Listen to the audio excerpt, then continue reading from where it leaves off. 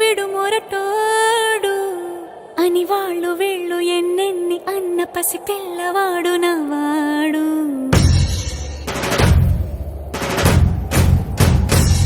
విడుముండోడు అని ఊరు వాడ అనుకున్న గాని మహారాజు నాకు నవ్వాడు.